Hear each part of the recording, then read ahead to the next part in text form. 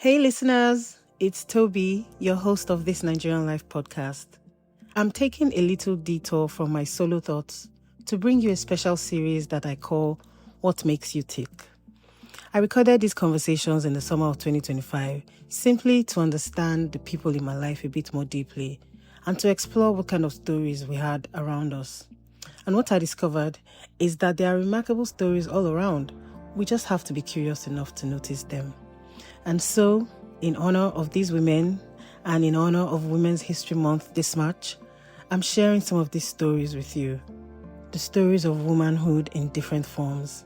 We have Simileoluwa, who speaks about motherhood, new age Nigerian grandparents, and the village that we were promised. We have Dija, who speaks about being a Muslim woman in technology, growing up in a supportive family that nurtured her curiosity and love for science. And we have Rose on healing her mind and body with exercise and why women, especially in midlife, should be lifting weights. And there's Lala, who speaks about raising smart children in a digital age and navigating dating as a single mom. Thank you to these incredible women for trusting me with their stories. I hope as you listen, you find yourself reflecting on your own experiences and what makes you tick. And now for today's episode.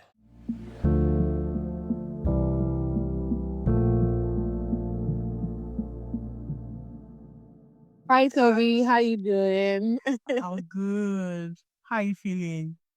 As you can feel in this global economy, but we are trying to thrive instead of managing, so to speak.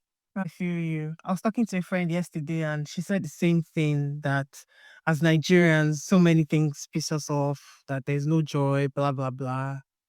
So I'll ask you, what is giving you joy right now? I've learned recently that I'm kind of one of those people that I don't let the small things excite me. I've seen a bit of so many TikToks talking about that, and I'm going to now learn how to let these small things excite me because I'll only wait for the big things to excite me. So for now, I'll say getting a new person, a new nanny, has been quite the experience because when you've been managing and you now find someone that has initiative and all that. So that's been interesting for now. And family, my son, yeah, that's one of the bigger small things that excite me right now. Okay, so how has it been? How has motherhood been for you? Your son is how old now? He's 2 years and 2 months, Oh, and I'm so excited about him starting school in September. So it's been quite a journey. I think I knew the kind of mom I would be, which is I knew I wasn't going to fall for the super mom trope. I knew that I was a mom that needed as much help as anyone is willing to give. And it really opened me to so many things. One of the things being that the village that you were promised when you're ready, when they say that it takes a village to raise a baby is a village that you might have to pay for. And what I mean by that is a village that you have to get your nanny or nannies, a village where you have to pay for the food. When you watch a lot of TikToks that like I do, and you see friends coming in with food, some friends are offering to clean the house while you kick your feet up. Some friends are saying they'll help you clean and wash. And I'm looking at it like, okay, I think that's the Western thing. But originally, things like Omogwo are supposed to be our own take on that. Like a new mom, um, when a new mom has a baby, she gets the support of her siblings, her friends, her mother-in-law, and her own mother. But that wasn't the case for me in the sense that um I just is a lot. I think maybe we'll go at it one at a time because I can go on a tangent. But he had really taught me how to advocate for myself health wise. Specifically, when I was pregnant, I had high blood pressure before, but it was, of oh, course, like it was much more. higher when I was pregnant, and I had to go to the hospital every week to make sure things were moving, make sure my son was, moving like he should, checking up on him through sonograms and things like that. But I was high alert, and because of my size, everyone just assumes that, oh, of course you have this, of course you have that. I remember people asking me several times, yeah, you must be diabetic if you have high blood pressure. Like, I'm not, I'm, having to do several tests to make sure that I wasn't, but a lot of that happened while I was pregnant, but I learned how to advocate for myself. Like, okay, forget I'm big. If I'm complaining about this thing, what can it be? But let's assume that this person is presenting to you as a slim, healthy looking person, and and they've given you these symptoms. What could it be? Not just the lazy, oh, you're big, that's why your chest is aching you, or you're big, that's why this is, things like that. So, if I understand you well, you're saying you got a lot of dismissal, a lot of judgment because of your size, and people were not taking you seriously. Doctors or medical people were not taking your complaints seriously. Okay, so I will say this. One of the things I used to say when I used to go to hospital, which will not be named, was one of the things that I used to say was, I'm definitely not the fattest person in Bagada. And I'm not the fattest person that comes to the hospital today. Why is it that you're saying that I have high blood pressure and you don't have a cough that can actually check? Because one of the things you do is when you go to the hospital, you check your blood pressure. Like every regular person, you check your blood pressure, you check your weight, you check your temperature, and all that, your pulse and all that. But I'm saying that if there's not an adequate, still, I gave birth in that particular hospital. They didn't have a cough my size. No way. So I have to come in my own cough. I had to come in my own cough. And then they're like, so people that are bigger than me, they're actually diagnosed with high blood pressure, right? How are they supposed to?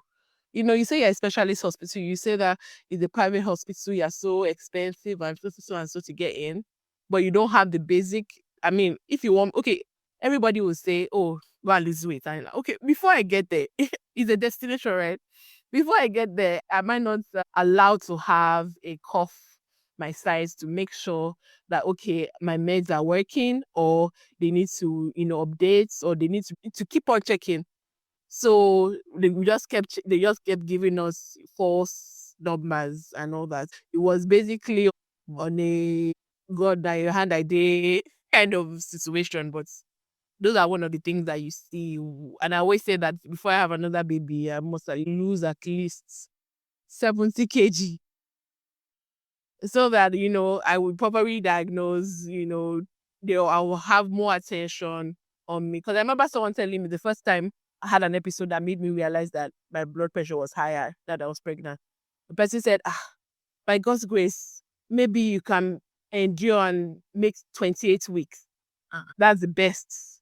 Just be thanking God so that you don't lose this baby. And I'm like, my blood pressure is high. It's 220 over 180. And you're telling me this so that my blood pressure can, reduce, right? So Yeah. things like that. Oh dear, wow. I'm glad that you're enjoying motherhood. So okay, let me go back a little bit. What was growing up like for you? What was your childhood like? Were you close to your parents, your siblings? Tell me. Okay, growing up, I still do have a very loving. I mean, we're just two, my sister and I, and my mom, my dad. I still have a very, very doting mother, very close. But my mom and I were more at loggerheads because I was the rebellious one. I remember telling my mom at 12, can you let me make my own mistakes, for God's sake? Why are you such a mother hen? And my mom would say, my mom's biggest share growing up was, "Tofeki yewakuro lore," which means basically, you want me to hands off all matters that concerns you. And she would say things like that, but that's like the ultimate threat. And you're like, no, mommy, no, but we're very close. Closer now that I've left the house. But yeah, but definitely close. My sister and I is very, very close. My dad, yeah, it could be better, but growing up, it was perfect. My dad is the reason why I'm so locked in pop culture. You call my dad now, and he knows the latest Davido gist. Like he's really plugged into pop culture. Everything I know from TV shows to film to music, everything I got from my dad. So yeah, I would like to have a huge appetite and taste for those things, and he's the reason why. Do you remember any favorite shows from childhood or music? What was the soundtrack to your teenage years? So I will always be eclectic because my favorite TV shows of all time that I know that is a guaranteed laugh, is a guaranteed me memorizing all the lines is Martin. And my teenage years, like everybody's, at 13, Born to Do It by Craig David came, and I can say that was the album soundtrack of my life. Yeah, I would say that was at that time, that was it. Like Born to Do It, that was the album. But if you look in depth, you see some Ashanti there, you see some Brandy Foam on there, and things like that. I've always been an R&B girl forever, so that's basically my thing. Then maybe rock came in much later, maybe pop came in much later, but always an R&B girl. So are your music tastes still the same in your adulthood now? Who are you feeling this? So my husband says that I'm a classic Yoruba girl brought up in Abeokuta and Ijebu because for some reason anything Kwam one from the 90s or early 2000s, I know it. Anything Pasuma from the 90s, 2000, I know it.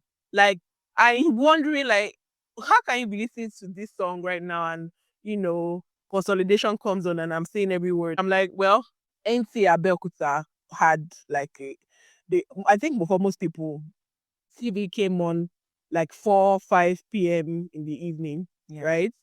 And the first thing that they played was some, musicals, other musicals or cartoons and all that. And in Abeokuta, for some reason, we like Fuji, so that was what was playing. I know your son is still very young. Are there things that you see in your son that remind you of yourself? Like maybe characters, some quirks? Definitely, he's very strong-willed. And he can be moody like me, but the difference he can be quite stubborn. I'm stubborn, but he has his own voice. He has his own voice at such a young age, which I like. But he's very I want to play with you, but I don't want you to touch me. I just want your presence. When I'm working from home, he'll come and stay under my table and, watch his cartoons while just rubbing my feet. And that's it. Like if I could now if I put him on my lap and try to, be he'd be like, whoa, I don't need all of that. Just chill. And when he's done playing with you, actually go to the door and say bye bye and open the door and leave. Like How does it feel? that's the thing. But I find that in a lot of my friendships, very new friends, a lot of new friends don't understand that quiet presence. So what I mean by that is if you come visit me, my social battery will die. And it's rude to say you can leave now. So what happens is I'll probably go to my room. Like is basically whatever I do is termed rude, right? You know, I might not see you off, and I also don't expect you to see me off when I come to see you either. Like there's so many things, but older friends know that she has gone to the room. Oh, she's still around. Oh, cool. My older friends can be in my house Yeah. all day. I won't say what each other, and we're having the best time. A lot of people don't understand that. Can you tell me more about your friendships? I know that friendship is an important topic to you. Yeah, right now I'll say I'm healing and also doing what people say. I know people is as simple as day for who, day for you. Yeah. So what I did you find gain that from? I find that we have so many friends that you long for them, you long for the relationships to repair itself, or you try to reach out to an old friend because you miss them. You share so many memories with them, and you just feel um it can't be that bad. We can work it out. Then you spend 1 week or 1 month talking to them and realize, oh, yeah, I see why we're no longer friends. Mm-hmm. But I find that I'm not saying don't look for those friends or don't long for them. You have people that actually care about you. You know that person that you call at 3 a.m. in the night, I'll be in the morning and you say, please, babe, I need this, or babe, this is what's going on. And they'll be right there. But they're never our choice when we want that friend that we hang out with every day. So what happens is, for me now, is cultivating those friendships, building those particular friendships that if maybe I've lost touch, I reach out to them because my experience of them is that they will always been good friends to me. So I will try my best to reach out and build whatever I can. But you know those friends that when are toxic for you, just let them go. It was a good time while it lasted. But Yeah. there's a reason why you guys are no longer friends. And for me, it was very hard because I learned that a lot of not learned, but going to old Facebook posts and seeing people that are supposed to be your friend actually right there dragging you. Like, you don't understand, making passive aggressive comments. You know, Facebook does this thing where it reminds you, like, wait, these people would never hid the fact that they didn't like me. They loved me, they thought they did, but they didn't like me in the real sense of it. You actually have to like your friend. Love is such a, I mean, it's great if you love your friend, but you not like, the nothing that Toby can do that can piss me because I actually like her as a person. You have a lot of friends, especially university, and you know that you have a lot of friends, proximity, and all that. And you think that these are your friends forever, and they are not, and it's very gut wrenching because you think that these friends that you would have for life. You think that these are friends that you do 25 years anniversary, 40 years anniversary to be by your side, and it's very painful because depending if you're someone that has a lot of meaningful friendships, even though you're friendly, you might not be able to keep friends because you think, what's the point? So that's where I am right now. How have your friendships changed since leaving law school and getting married? Because I know that with the seasons in our lives, that the dynamics of our friendships change. So do you have friends that have been there throughout, maybe one person, or there are some that from that era that are no longer in your life, and everybody's doing their thing separately? Interestingly, the friends that are in my life right now have always been in my life in the sense that as a friend from in secondary school, we're acquaintances, we're in the same class, so, you know, but living where I live and new life experiences have made me realize that, oh, okay, this is a friendship that I should even pay more attention to. How have your friendship dynamics changed since you got married? I have friends who say that they are no longer close to their single friends because they got married and their lives changed. Maybe they moved to a different city and then life happened. Okay, so for me, I think that, and this is a theory I'm working on, I might be wrong, but I think that some single friends treat the weddings like, okay, so all my investments in you has come to die. So I'm going to give you the last Oh, wow. hurrah. Like, I'm going to give you like all my time, all my attention, everything that you ever meant to me. I'm going to show you at the wedding. So that's why you have friends that actually treat you terribly. That you're like, if I knew that you were going to treat me this terribly, I wouldn't have bothered putting you. Do you get what I mean? Mhm. And you have friends that you think, oh my God, the way they showed me love during my wedding, oh wow, it must be that they are going to be great friends. No, they just give you that last hurrah, like, okay, it's your day. I'll be the best friend that you've ever had today. But after today, I'm done with you.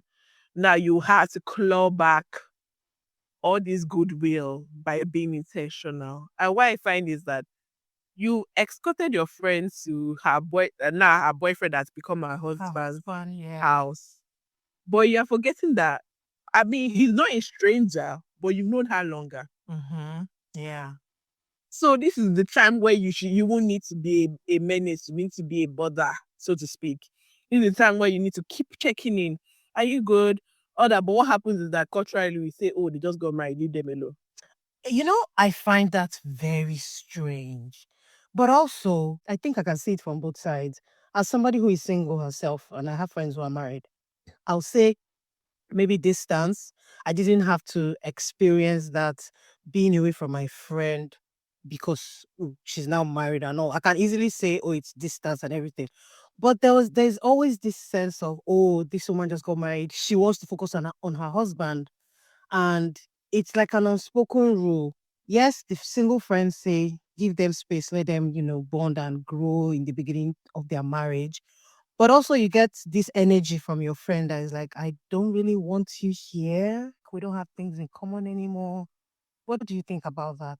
I think that we like to keep things, a lot of things unsaid and let things fester. But I'm very confrontational. So if I feel a certain way, I'm going to let you know about it. Is if I don't care about you. In fact, there's never been a time in my life where I felt a way about someone and I didn't let them know. Yeah. But what happened to me is I've lost a lot of friends. I feel like if I can't call you out as a friend, then it's not the kind of friend I want to have. Right. So if I have a friend that is acting weird because she got married and I'm like, this is why I feel. Hello, what's up? Since you got married, it's been very distant. I had a friend tell me that when I was single, tell me that don't worry, when you get married, you understand. And I told her right there and then that if getting married means that I leave my friends, I don't want to get married. I never want to get married and I never want your type of marriage. Because she always made it seem like, oh, when you have your baby and you have your child and you have your this, and I'm looking at her like, I'm married and I have my child and I still have my time for some of my friends. So I don't get what you mean. You just didn't care. You don't like me or I'm not useful. And I find that a lot of women, a lot of Nigerian women, so let me say, talk about the women I know, are just playing pretend until they get married. I hate that. And going back to what you said about your village, your friends are actually supposed to be your first village. All that, oh, you just had a baby, I'm coming to help you cook, I'm coming to help you do this and that. I don't think that it's a skill that we were necessarily trained to have. There's this hierarchy. When a woman gets married, she becomes like up, she's up there, and everything that she does as a married woman is taken as more important and more serious than her single life. So I think it's a now that we are aware of it, I think it's something that we should consciously work towards for friends that are not yet married or friends that are getting married to say, okay, oh, this friendship is important to me. I want us to remain friends even after I'm married. But on the other hand, there are some friendships where the man that the girl is marrying is not somebody that you want to be around. So it's hard to navigate that time. Sometimes it's easier to just step back and go like, okay, I've done my best to this point. Bye bye. So I think that that's even the time where you step in, right? I imagine that if one doesn't like your friend's husband, it must be that he's done some shady stuff or he doesn't treat her well, Mm-hmm.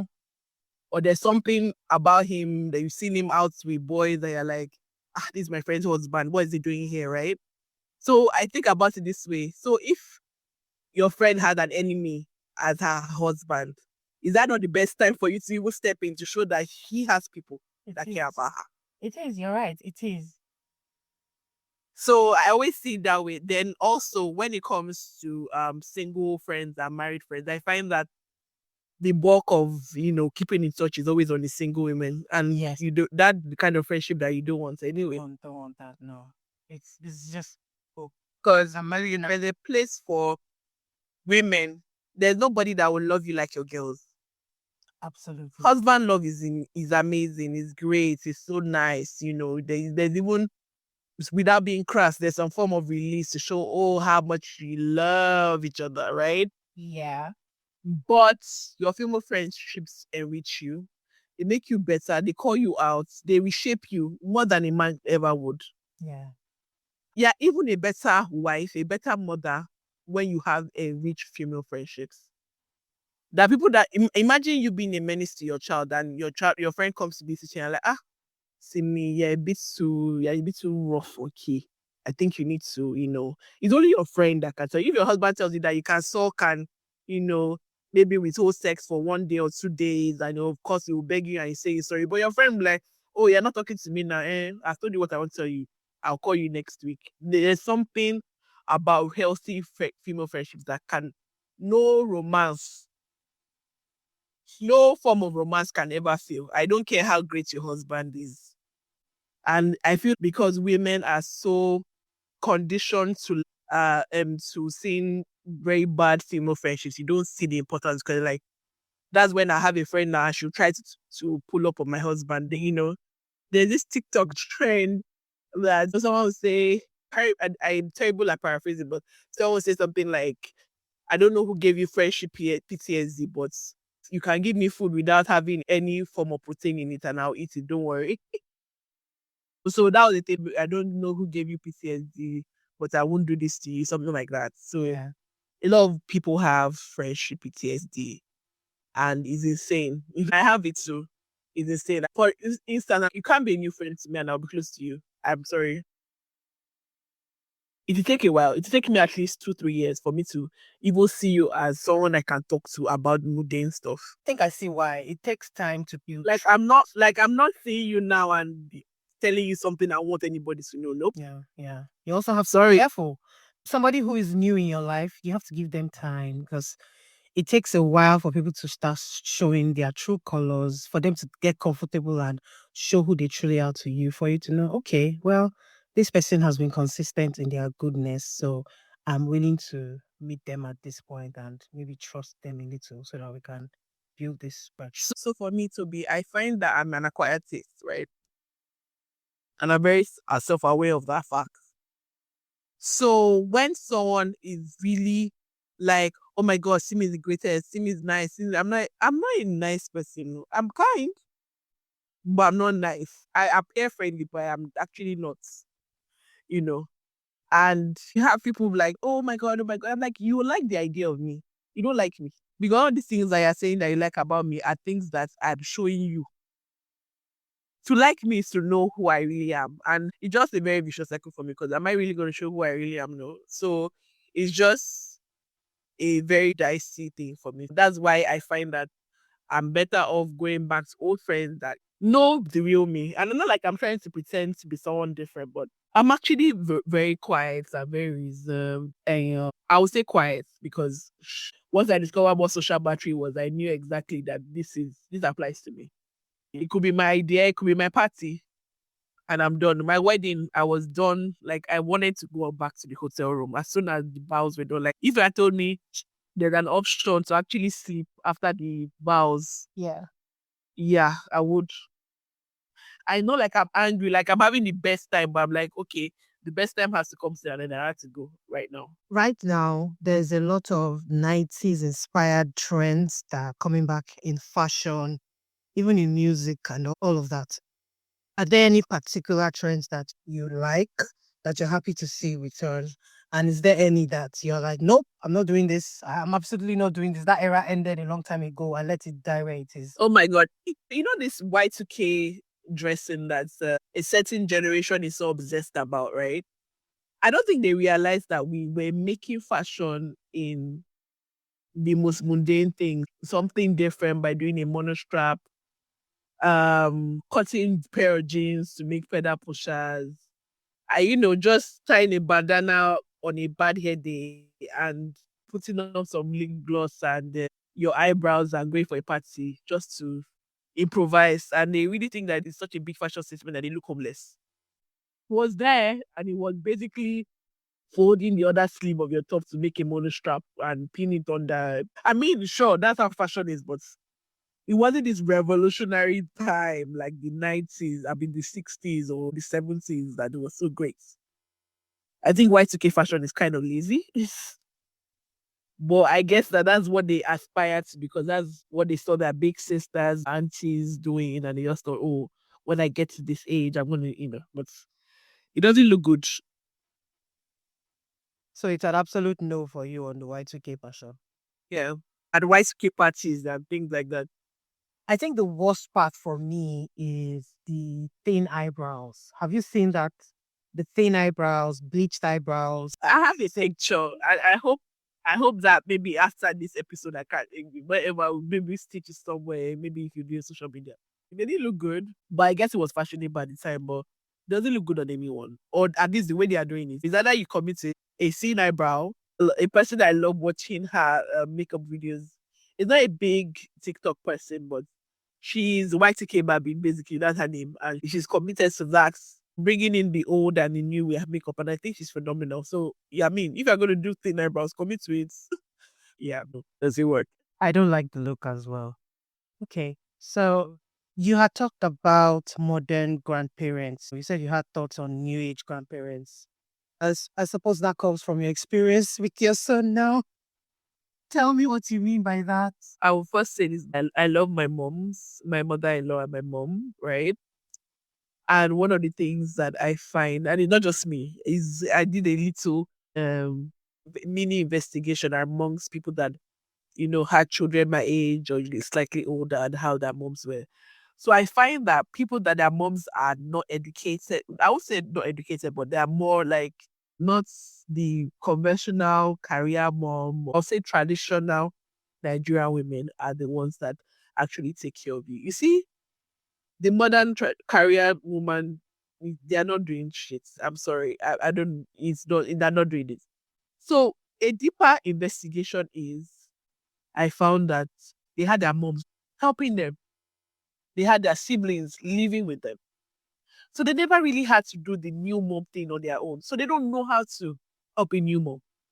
They're not programmed. They don't know it. It's not like they're being mean or they can't do it. They don't know how to do it because their mom did it for them. Right? And, they're always the ones telling you, oh, okay, get pregnant, do this and that, that. When the child comes, I've heard that before. what happens is that you're now, what's the word? You're now stuck because you didn't know this. If you knew they going in, you're like, okay, cool, right? What about granddads? So another thing that's seen is, I would say my experience is that grandchildren are aesthetic. I think that you think of your small talk. Hello, Toby Bawoni, how are you? How you doing? I want more call. I want more call. Wow. Even my youngest grandson, he's about to be in secondary school. You know, he's this and that. So he's doing well in Bangkok. That's all they are. That's all they do. They don't remember birthdays. It's a mom that has to prompt them that your grandson's birthday is this or no, no, no. That's it. That's it. So you enter the most life changing part of your life and you realize that, oh, you are your own. You and your husband. Then God forbid you now have the traditional Nigerian husband who believes that so far I have dropped money for diapers, I've dropped money for this and that. I don't need to know anything. You ask me for money, I give you, and that is my contribution to you, fatherhood. You are in trouble. Um, but You're in trouble. is your husband hands on? I hope he is. To be honest, I thought that I didn't, not that it wasn't, I didn't think that basically it's one of those things where people say you never know the man you married.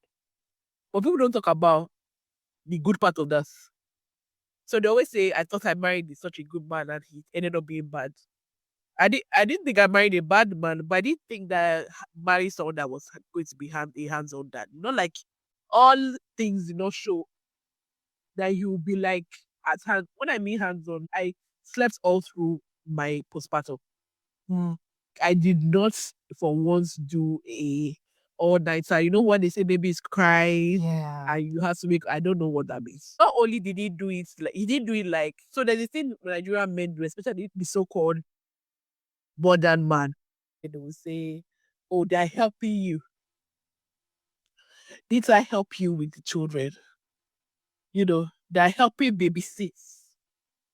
You don't want a man that has that mentality that they're helping you when they do the basic human No, things. it's absolutely not. Or that does it because they want to. Like if you're saying thank you, they're looking at you genuinely like for breathing. Like I'm his dad, I'm his mom. That's why I do. Like I don't get. Okay, thank you. I'll take the compliment, but okay. So that's why I found that I got. So it really helped me because I was very angry. I thought my mom should have, been so had more hands on that she should have. And it's something about me is, and I think generally for new moms is, especially if you've been a new mom before, right? I don't need to tell you, oh Toby, please, because I have my CS stitches and I can't walk up and down. can you prepare food for the house? I don't need to tell you, oh, can you help me clean or wash? I don't need to say those things. You should automatically know. You need to see if I've pumped. You need to warm the water. You shouldn't be asking a new mom, Yeah. Yeah. where did you put your kettle? Or where did you like sort it out? If you're going to help, you don't need to, like, asking questions is adding to my mental load. So if you're not here, I'll do it myself, right? Mm-hmm. If you are here, then be helpful. Don't just be here. I don't need you carrying my child. I need you helping me around the house, right? Yeah. A lot of people don't know what to do when someone just had a baby. Carrying the baby is, oh, sure, you're not helping the mom by just carrying the baby. You need to bring food. You need to warm food. You need to, and I find that, so there are different kinds of friends. There are throw money at the problem friends. Can be a throw money at the problem. Get a cleaning service. Mm. Hire a caterer. Simi, what would you like? What kind of things are you craving right now? And you get all those things ready, because I was really bitter for the longest, right? A friend, was for my wedding. She was so good to me and all that. And I also, okay, this is a friend I need to cultivate. But the day I found out I got pregnant, I called her like, I'm pregnant. A lot of Nigerian women like to hide for different reasons, right? But I called her, I told her I was pregnant. Till today, she's not been to my house. And I reached out. I was so confused by it because I'm like, everything shows that you're a good friend. So surely I must have done something wrong to you for you to treat me this way. I called. I said, did I do something wrong?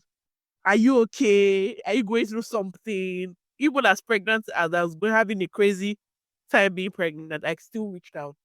So today, I don't know why she did what she did, and just made me just be very cagey towards friends in general. Like, even my best friend as a guy, and I were like, you messed up because you didn't call check up on me. Said he didn't know what to. A lot of people actually don't know what to do when you tell them that you're pregnant. Because half of the time they're saying a lot of pregnant women don't want to ask these questions. It's actually you're not encouraged to ask, oh, how far else are you feeling? Those are a lot of pregnant women. I've seen it. I'm not a lot of pregnant women. Fair. I can be your friend. Yeah. Yeah. Did I just suddenly become a random pregnant woman because I was pregnant? Yeah. You get what? Yeah. I see. I see what you're saying. It's true. And you've got me thinking, was I supportive of my sister when she was pregnant? Okay, wait, no. Her pregnancies were not here. So I have a good excuse. But even after she had the children, wow, gosh, I'm going to ask her. I know she feels very strongly, like you do, about our mom not showing up for her. Yeah. She expected her to. If I play this episode to her, she's going to go like, yes, yes, exactly. And that's a bit of resentment that she still holds. And Yeah, that you actually hold this. You have yeah, to hold it, but especially if it appears that, oh, when Toby was pregnant and she gave birth, you were there for her, you were not there for me.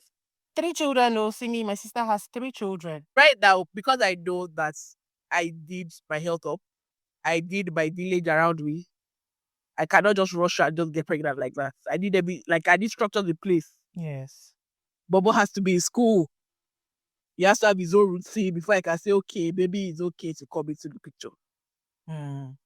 But when you know you have support, you can just, within a year, you can pop up as many babies as you want, because if everything goes, you should have run baby with grandma. It's true. Let me ask you this question. As a youngster, I know that a lot of us girls had all these ideas about marriage. How has your mindset towards marriage changed since becoming married and being an adult? I will tell you something. And is marriage is the most difficult thing you ever do as a person, whether I'm bad or woman.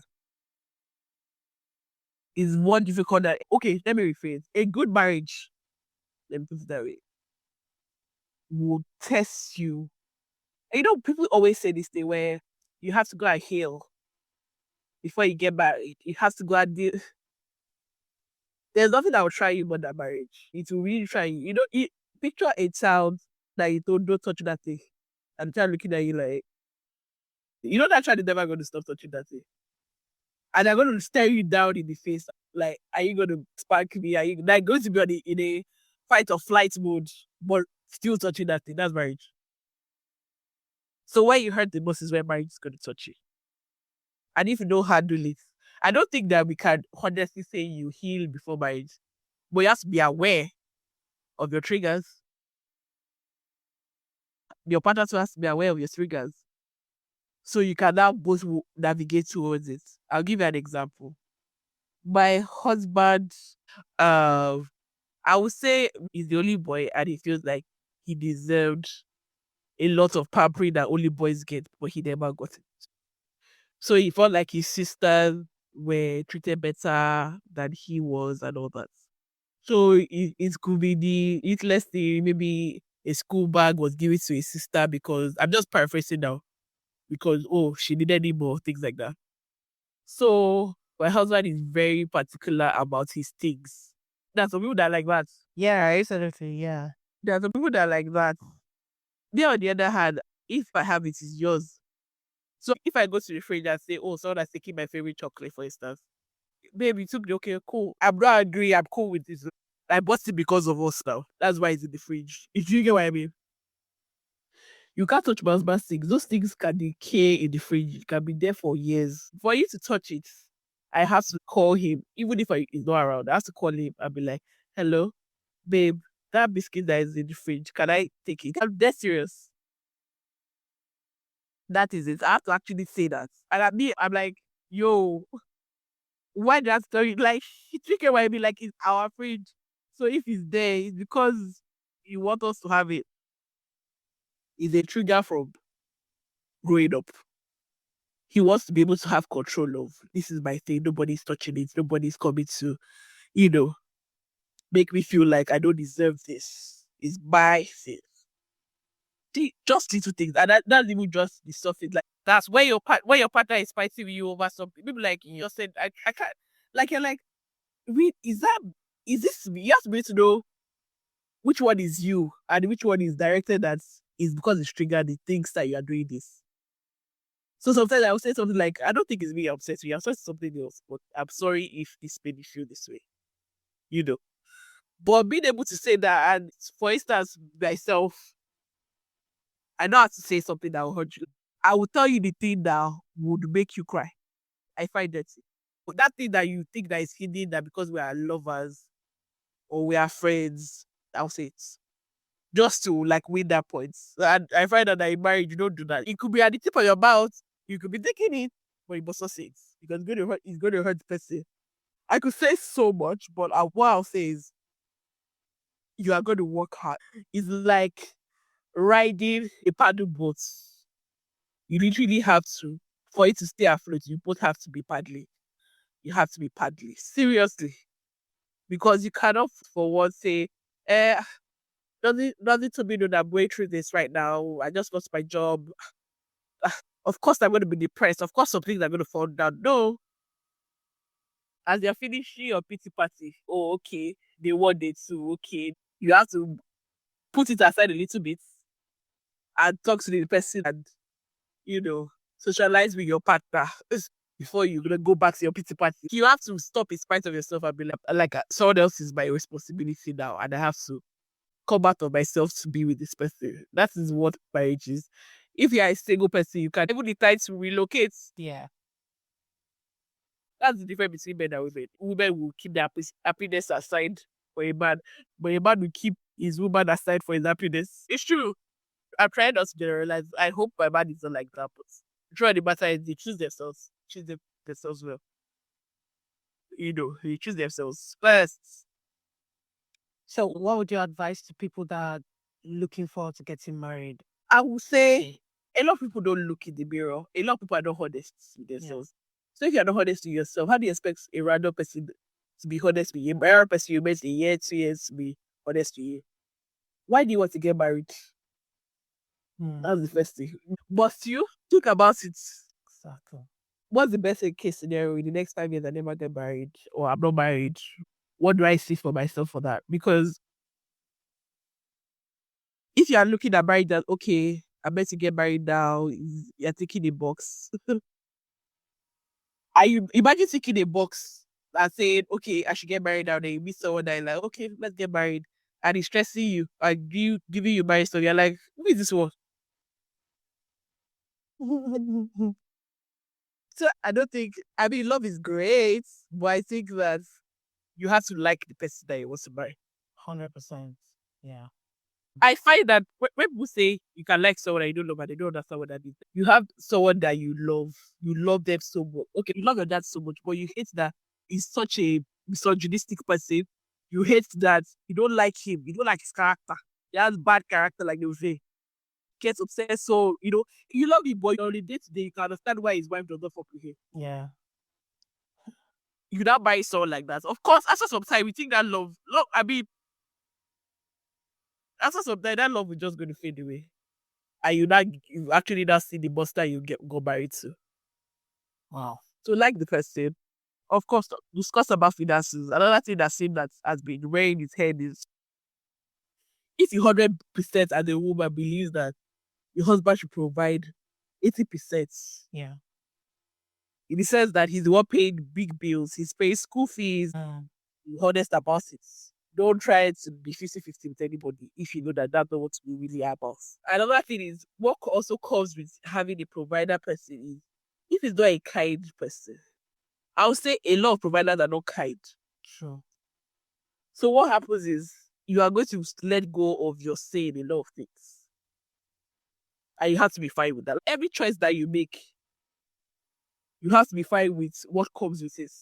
I know people say, what do you mean? I can pray for a kind provider and all that. What happens is that you are at the whim of that kind provider because that kind provider can decide to be a bid provider. A provider that gives you just enough that you don't have extra. I don't know if you have friends like this or you have acquaintances like this that their husband, they're laced in the best jewelry, they are, have their fancy cars, all the designer bags, but ask them for money, they don't have. See, I have them close to me. Don't worry. I mean, if the man decides to change it for them, what happens? Exactly. For us, the 50-50 champions, what happens is that the truth of the matter is that it's never 50-50 by there. Me, I'm not the one that is multi champion. No, I don't believe in it. Yeah. The 50-50 champions, what happens is that it's never 50-50. Yeah. Because you are the mom, you're going to carry that pregnancy. Nobody's going to carry for you. So already that's a done. But okay, let's even assume it's 50-50. So you're dropping money. But somehow you're dropping money, but you're the woman, but you're doing more of the chore. I'm bearing the emotional labor. That's why I don't believe in 50-50. I don't agree with it. What 50-50 looks like is I made breakfast and I packed your lunch to work. I packed your lunch to watch as your husband. When we get back in the evening, the wife part is probably cooking and the man is cleaning and getting the son's bag at school, getting ready for the next day. I'm doing homework. Dinner. Or the man is cooking dinner because Exactly. the mom just got home. She's tired. Doesn't happen that way. So you're saying you're throwing money at the problem. I'm also throwing money at the problem. So what gives? So I always say to men, I believe in 50-50. I say, let's even assume that all of a sudden I'm now the provider. I'm the woman and I'm the one dropping on the body. Do I expect that you be the one in the house cooking and cleaning because you're not making money, right? Yeah, we stuck up in the house. Exactly. So I find that marriage can be unfair to women like that, women. But the truth about the matter is all these things can happen if you have this conversation. You have to have the conversation. And it's not like a joke, because this is the rest of your life. Marriage is not a joke. Because you can actually love a man that they arrange for you. He's treating you well. He's a great daddy. I think I love him. Did you get what I mean? Or don't, but you definitely have some form of respect for him. So I find that love is great. It's good to have love in the marriage, but it's really not as important as other things, really. Finances, how is he like with his parents? Is he a sheep or he's a lion in the sense that if his mom is being naughty towards you, is he the kind of person that can say, Mom, look, Stand up for you. Somi is my wife and I really don't like any disrespect on her behalf, please. A man shouldn't be expecting you to be the nasty Mide Martin's wife. You don't have to be nasty to handle in-laws. Let the man handle his family and let you handle your family. Even when you have a little teeth, please keep it within yourselves. It's very important. And I know that, I mean, of course, if it's beating you, please talk home. Wow, Simi. Okay, to wrap up, I'm going to summarize what you said about marriage. Love is good, but it's not the most important thing. Know yourself, don't lie to yourself. Know why you are getting married. Have the important discussions with your partner. finances, home care, the support that you're going to get, and everything. And finally, don't report each other to your parents. This has been a pleasure talking to you. Thank you for giving me your time and for being so open. Thank you for thinking of me. Thank you so much.